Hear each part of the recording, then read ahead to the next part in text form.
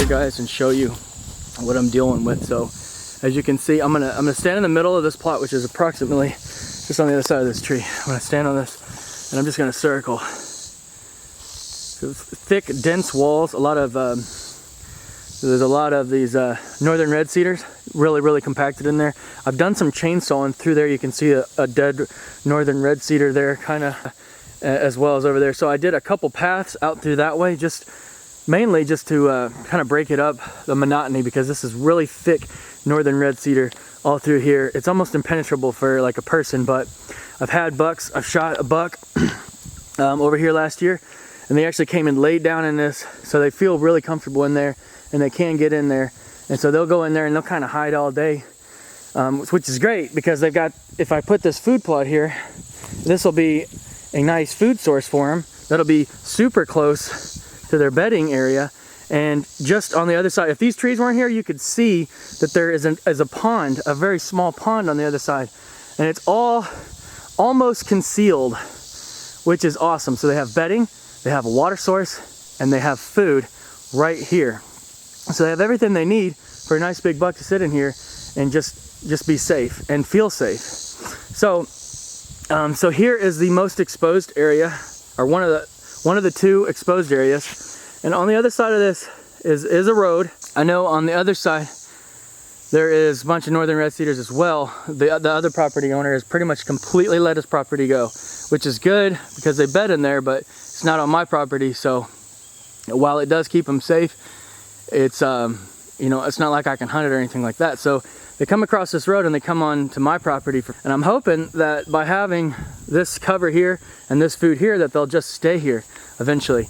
So this road, I mean, I wouldn't recommend doing this on like a real busy road, but this road, the bridge is out at the end. It's a dead end road. I think maybe I've seen 1 or 2 vehicles here every time I've been over here. There's not a steady flow of traffic. The only other people that come down here are typically deer hunters, or just people that are joyriding, just hanging out on like ATVs and stuff. So it does not get a whole bunch of traffic. Even with that being said though, I've cut a little bit of trees through here, but I've left a lot as well, to have that little bit of concealment. All right, so here's the other side, and it's a little bit more exposed, but if you can see, there's a hill that goes along here, and that is my dad's property. On where it gets thick right here, that's actually my dad's property.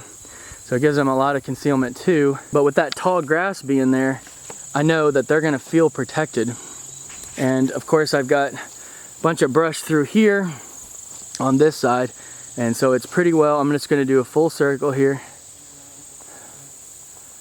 And as you've probably noticed, this is a very small plot. It's not big at all. It's probably 1/8 of an acre maybe. So it's not very big at all. But it's going to give them something that's real close by that they can eat on. So it gets about 3 or 4 hours of sunlight every day, and that's just enough. I'm hoping that it'll grow something. So I've got this mowed. It's all mowed over, and that was 2 days ago. So I've given it 48 hours. When you mow something, those plants will typically go into like a shock, and they won't absorb nutrients. They won't absorb much water, and they'll kind of just go into like a little shock.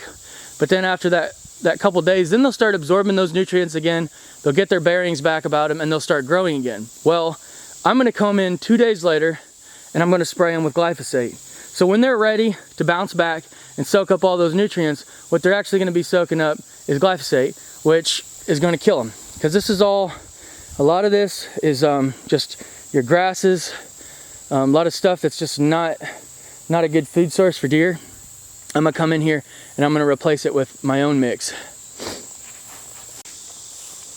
So I'd highly recommend having a good pair of gloves, either rubber gloves or latex gloves, like surgical gloves or something like that, to keep the chemical off of your hands.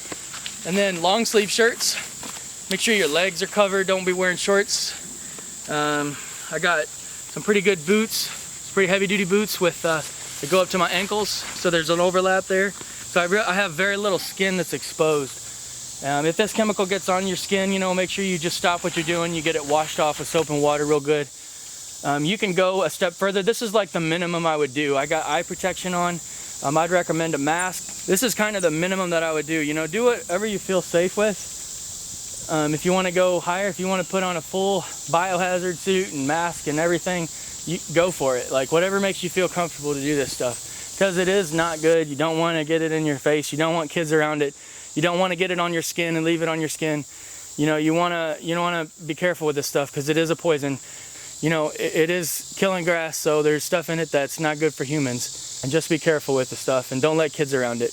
And that's all I'll say about that. So I sprayed this. This has been sprayed twice, and then I just came in and I've mowed it as low as the mower will go. And so as you can see, it's mostly dirt. There's a little bit of vegetation, but it's kind of brown and dry, and dead. So I'm going to spread out some of this lockdown winter peas mix, and it's going to have good, hopefully have good soil to seed contact. And so hopefully this will actually, I've heard that it will sprout even like just from the morning dew. There is rain in the forecast in a couple days, so hopefully we do get that, and then it'll kind of hopefully germinate these seeds and we'll get some stuff growing for the late winter here. You can use some kind of seed broadcaster, but it's such a small area. This is only like a half an acre, so I'm just gonna throw out some of this stuff by hand.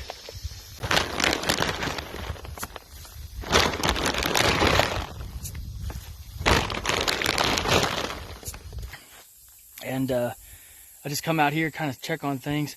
So we sprayed this little tiny, I guess you'd call it like a little kill plot. It's actually germinated. As far as how well it's going to do being out of the ground, I don't know. So hopefully they do okay, but not promising because it's still on top of the ground. I was hoping that a good pounding rain would have put them into the ground, but it didn't work out like that. I'm hoping to get something out of here though. I just came back here and I sprayed. I just came back here and I threw out some more radish seeds that I had left over, so I'm hoping that some of those will start. Those are late season radish seeds. I'm seeing this over here. This is definitely good sign. That's some kind of brassica too. I think that might be radish. I'm not sure, but the radishes are coming up pretty good. So I laid down another layer. So if the peas don't come up, at least I'll have something. But hopefully the peas will do a little bit. Even if I get 50% germination, I'll have a little bit, because as you can see, this is a real small area in here and it's protected. So if I can get something growing here, it will definitely be drawn to it. So I've got a really nice layer of these radishes and brassicas coming up. This is probably 3 weeks after. It's kind of slow growth, but it's been kind of cold. But I can see several different varieties. Now I know these are not going to be real attractive until later, like in the fall, or later, like in the winter, you know, late winter, possibly after, probably after rifle season. But nonetheless, I'm really happy to see that, you know, this plot paid off and I was able to do it with no machinery. And so that just kind of proves that it does work, but it may not be as effective when you do have all the machinery, but I don't. So a small acreage like this, it's nice to have at least something to draw them in.